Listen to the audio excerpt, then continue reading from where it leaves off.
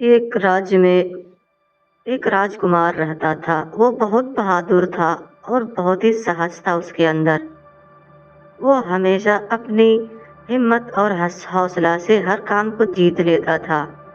एक दिन की बात है, राजा साहब कहीं जा रहे होते हैं और उनको एक चाबी का गुच्छा देते हैं और कहते हैं, बेटा, ये सामने वाले दरवाजा की चाबी है, इसे कभी मत खोलना।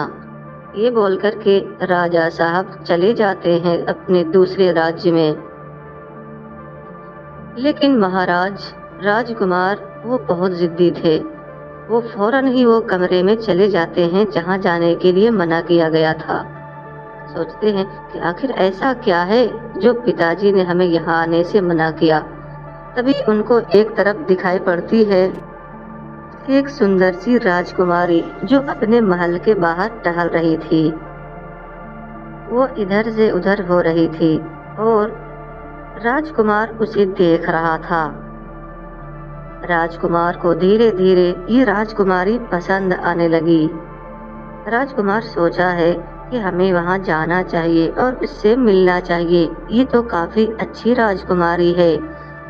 और मन ही मन में सोचने लगे राजकुमार। राजा जी घर आते हैं और राजकुमार को चेतावनी देते हुए, मैंने तुम्हें मना किया था ना वो कमरे में जाने से, तुम वहां क्यों गए? तुम्हें मालूम नहीं वहां एक खतरा है?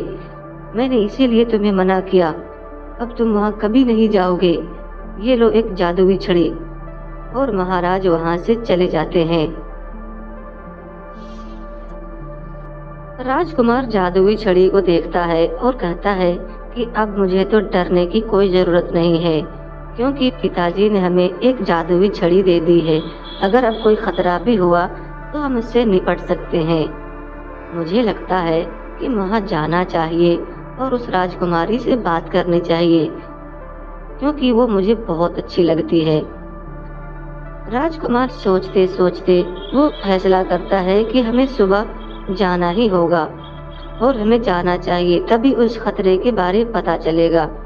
राजकुमार आराम करते हैं और अगले ही सुबह वो सफर में रवाना होते हैं।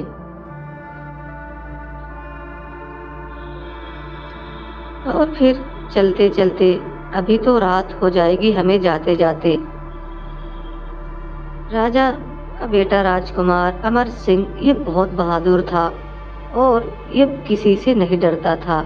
ये रातों का सफर करते हुए अपनी जादुई छड़ी का लेते हुए वो पहुंच जाता है सुबह राजकुमारी के पास।